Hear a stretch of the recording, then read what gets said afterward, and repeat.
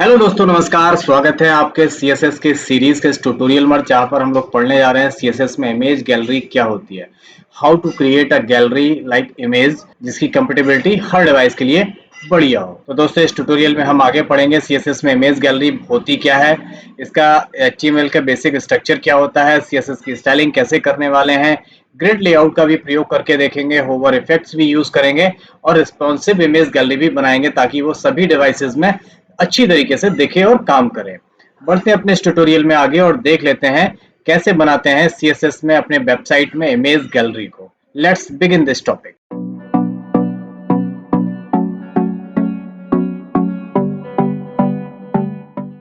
हम लोग सबसे पहले देखेंगे कि इमेज गैलरी बनाने के लिए सबसे पहली नीड क्या होती है।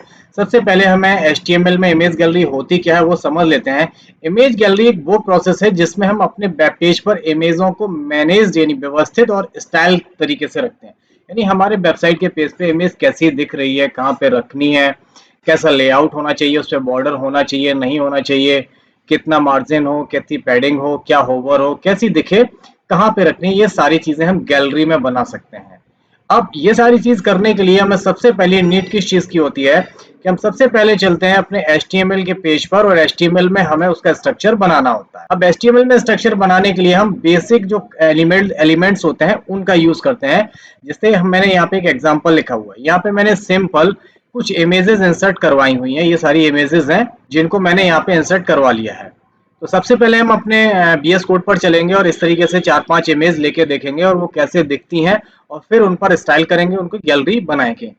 तो चलते हैं अपने बीएस कोड एडिटर पर और यूज करके देख लेते हैं सेम ये सारे कोड को। ये हमारा बीएस कोड एडिटर आ गया और मैंने यहाँ पे बॉयलर प्लेट लगा ली है। अब यहाँ बॉडी टैग में हमें पहले एक डिव लेना है, एक डिव बनाना है। डिव के अंदर हम 5 इमेज इंसर्ट करवा लेते हैं, 4 इमेज इंसर्ट करवा लेते हैं। पहले हमने एक डिव मैंने एक डिव बना लिया है, उसे गैलरी नामक एक क्लास दे दी है।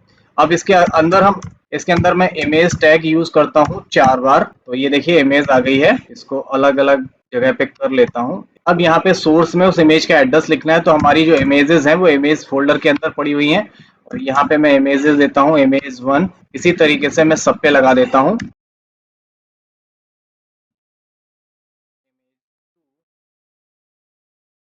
अभी हमारा सिंपल HTML का स्ट्रक्चर बन गया जिसमें हमने अपने वेब पेज पे 4 इमेज ले लिए, जो आपको इस तरीके से ये दिख रही हैं, चारों इमेज। ठीक है, चूंकि इनका आकार बहुत बड़ा है इस वजह से ये इस तरीके से दिख रही हैं।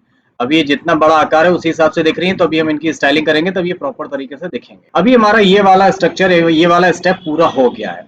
अब इसके बाद हमें क्या स्टेप करना है, अभी हमें इसी जो HTML की इमेज आ रही थी इनको स्टाइल करना है।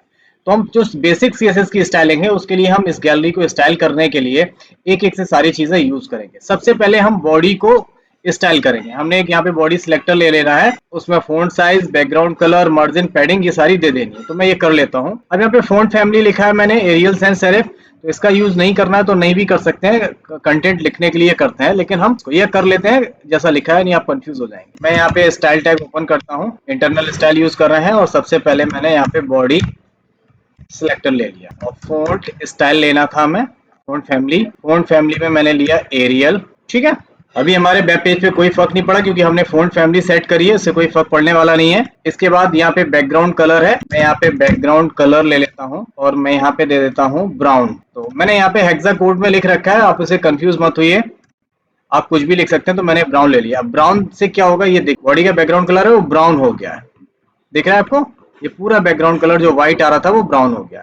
अगर आप चेंज करना चाहते हैं तो आप इस तरीके से चेंज कर सकते हैं, थोड़ा लाइट करना चाहें तो आप लाइट कर सकते हैं। इस तरीके तो हमारी 2 स्टाइलिंग हो गई है इस पे। अब तीसरा है मार्जिन 0 और पैडिंग 0 करनी है। तो मैं मार्जिन लिखता हूँ, मार्जिन करते हैं 0 और पैडिंग भी 0 कर देते हैं। अब देखिए बिल्कुल मार्जिन और पैडिंग 0 हो गई है, बिल्कुल किनारे किनारे से आ रहे हैं इमेजेस। ओके, कोई भी स्पेस इन्होंने नहीं छोड़ा है। ओके, अब ये हमारी स्टाइल हो गई है, ये बॉडी वाली सिलेक्टर हमारा कंप्लीट। अब हमने जो यहाँ पे क्लास बनाई थी गैलरी, अब उस पे स्टाइलिंग करते हैं। अब लोगों को याद हो मैंने यहाँ पे क्लास गैलरी के नाम से दी हुई है। अब इसी क्लास को मैं यहाँ ओपन कर लेता हूँ, डॉट गैलरी। ओके, अब इसमें क्या स्टाइलिंग करनी है वो देख लें। अभी सारी इमेज को आप देखते चलिए। अब गैलरी में सबसे पहले उसका डिस्प्ले चेंज करेंगे फ्लैक्स। तो यहाँ पे मैं डिस्प्ले प्रॉपर्टी यूज करता हूँ, डिस्प्ले करता हूँ उसको फ्लैक्स, और अभी देखिए कुछ चेंजेस हुआ है। इसके बाद फ्लैक्स रैप को रैप कर देना है, तो मैं यहाँ पे यूज करता हूँ फ्लैक्स रैप को रैप कर देते हैं। अब देखिए क्या हुआ, सारी पिक्चर्स आने लगी है वापस से।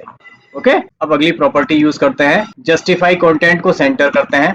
तो मैंने यहाँ पे लिखा जस्टिफाई कंटेंट, इसको कर देते हैं सेंटर। सारे सेंटर में आ गए, ये इमेज अभी इधर आ रही थी, बिल्कुल सेंटर में आने लगी। गैप 10 पिक्सल का देना है, पैडिंग 20 पिक्सल की। तो मैं यहाँ पे गैप करता हूँ 10 पिक्सल और गैप के बाद पैडिंग करनी है 20 पिक्सल। अब देखिए इमेजेस के बीच में गैप और पैडिंग आ गई है, ठीक है, दिख रही है आपको यहाँ पे इमेज के बीच में गैप भी है और पैडिंग भी आ गई है। तो ये हमारी गैलरी पे जो नॉर्मल स्टाइल थी वो। अब हमें क्या करना है कि जो यहाँ पे जो इमेजेस लगाए, इमेज को सेट करना है। तो मैं यहाँ पे उसी जो क्लास थी उसी पे लगाते हैं गैलरी, और जिसके अंदर img हो उसको। अब यहाँ पे मैं इमेजेस को सेट करूँ, अभी मैंने पूरे डिव को स्टाइल किया था, अब मैं इमेजेस को स्टाइल कर रहा हूँ। तो पहले मैं इसकी विड्थ चेंज करता हूँ, विड्थ दे देता हूँ मैं 200 पिक्सल, सबको चेंज, 200 पिक्सल की विड्थ आ गई ऑटोमेटिकली। अब यहाँ पे हाइट है 150 पिक्सल, तो मैं यहाँ पे आके हाइट भी दे देता हूँ 150 पिक्सल, थोड़ी हाइट बढ़ गई। हाइट के बाद है ऑब्जेक्ट फिट, प्रॉपर्टी यूज करेंगे, सेम कवर दे देंगे। तो मैंने यहाँ पे लिखा ऑब्जेक्ट फिट और इसको कर देते हैं कवर। इसके बाद उन पे बॉर्डर लगाते हैं 2 पिक्सल सॉलिड, बॉर्डर दे देते हैं, बॉर्डर 2 पिक्सल सॉलिड, येलो देते हैं, देखते हैं येलो कैसा आता है। इन पे सब पे बॉर्डर आ गया 2 पिक्सल का, आप बढ़ाना चाहो बढ़ा सकते। बॉर्डर के बाद बॉर्डर का रेडियस देते हैं 5 पिक्सल, जो बॉर्डर है यहाँ पे इसका रेडियस होता है, तो मैं बॉर्डर का रेडियस दे देता हूँ, बॉर्डर रेडियस 5 पिक्सल। थोड़ा सा ये यहाँ पे कॉर्नर है वो रेडियस में आ गया, राउंडेड हो गए हैं। ओके, अब इस पे हम एक बढ़िया सी नई एक प्रॉपर्टी यूज करके दिखाते हैं जिसका नाम है ट्रांजिशन। अब ट्रांजिशन मुझे कैसा देना है, कितने सेकंड का देना है वो लगाना है। तो ट्रांजिशन में मैंने दिया ट्रांसफॉर्म, जो 0.2 सेकंड का होगा। तो ट्रांजिशन में मैं लिखता हूँ ट्रांसफॉर्म और इसके बाद यूज कर लेता हूँ बॉक्स शैडो। अब यहाँ पे मैंने जो ट्रांजिशन दिया है तो उससे देखिए क्या हो रहा है, ये इस तरीके से आ रहा है। अभी मैंने जो ट्रांजिशन लगाया है ट्रांसफॉर्म, तो अभी आपको इससे फर्क नहीं पड़ेगा, क्योंकि जब हम इस पे होवर लगाएंगे तब आपको ये अच्छी तरीके से समझ में आएगा। तो इस पे होवर लगा लेते हैं। तो होवर लगाने के लिए हम वही गैलरी जो क्लास बनाई थी उसको सिलेक्ट करते हैं। मैंने यहाँ पे लिखा डॉट गैलरी img होवर। जब गैलरी के अंदर img मिले तो उस पे होवर करे, और होवर करने पे क्या करे वो लिखना है। तो यहाँ पे मैं ट्रांसफॉर्म देता हूँ और उसको स्केल करता हूँ, स्केल 1.05। जैसे मैं होवर कर रहा हूँ तो थोड़ा सा ट्रांसफॉर्म हो रहा है। अब यहाँ पे बॉक्स का शैडो भी बना देते हैं, बॉक्स का जो शैडो है वो देख लेते हैं कैसे करना है। तो 0.4 पिक्सल का शैडो देते हैं और इसे 8 पिक्सल में एक तरफ से देते हैं, 0.4 पिक्सल एक तरफ से, और इसको कलर दे देते हैं RGB। अभी हम जब इस पे होवर करेंगे तो थोड़ा देखिए इस तरीके का होवर करने से ये एनिमेशन इसमें हो रहा है। हमारी गैलरी बन गई स्टाइलिश। आई होप आप लोगों को इसकी स्टाइलिंग समझ में आ गई। अब देख लेते हैं कि हम आगे क्या करने वाले हैं, इसकी और स्टाइलिंग, जो हमारे जो और प्रॉपर्टीज हैं वो हम क्या क्या गैलरी में यूज कर सकते हैं। हम ग्रिड लेआउट का भी यूज कर सकते हैं, ग्रिड लेआउट का उपयोग करके हम गैलरी को और अपने हिसाब से एडजस्ट कर सकते हैं। तो ग्रिड लेआउट के लिए हम इस तरीके से उसे ग्रिड कॉलम में अपने हिसाब से फिट कर सकते हैं, वो भी देख लेते हैं। तो उसके लिए हम सिंपल इस तरीके का स्टाइल लिखने वाले हैं। एक क्लास हम गैलरी वाली जो बनाई है उसे ओपन करेंगे, उसमें डिस्प्ले को ग्रिड दे देंगे और ग्रिड के कॉलम और रो को हम अपने हिसाब से डिसाइड कर सकते हैं। तो हम फिर से खोल लेते हैं गैलरी को और इसकी जो डिस्प्ले प्रॉपर्टी है वो देते हैं ग्रिड। अब ये ग्रिड में देखो कुछ इस तरीके से आ गई है। अब यहाँ पे मैं करता हूँ ग्रिड टेम्पलेट कॉलम। तो मुझे कितने कॉलम में चाहिए है वो हम यहाँ पे डिसाइड करेंगे। तो मैंने यहाँ पे कर दिया 200 पिक्सल और 200 पिक्सल और 200 पिक्सल के 3 बना दो। और यहाँ पे मैं यूज करता हूँ ग्रिड टेम्पलेट रो, तो 200 पिक्सल का एक बना दो। और अगर मैं यहाँ पे एक और 200 पिक्सल का कर देता तो यहाँ पे 2 आ जाते, लेकिन मुझे फिर यहाँ से एक हटाना पड़ेगा। मैं एक को यहाँ से हटा देता हूँ। तो देखिए क्या हुआ कि वही गैलरी हमारी दो अलग अलग एक दो रो में आ गई है, एक रो ये होगी और एक रो ये होगी। इस तरीके से हम अपनी गैलरी को ग्रिड के हिसाब से भी एडजस्ट कर सकते हैं। ओके, क्योंकि मैंने कॉलम और रो अलग अलग बना दिए हैं। अब यहाँ की गैप और पैडिंग हम एडजस्ट कर सकते हैं। हमने गैप दिया 5 पिक्सल, तो देखिए गैप हो गया 5 पिक्सल का।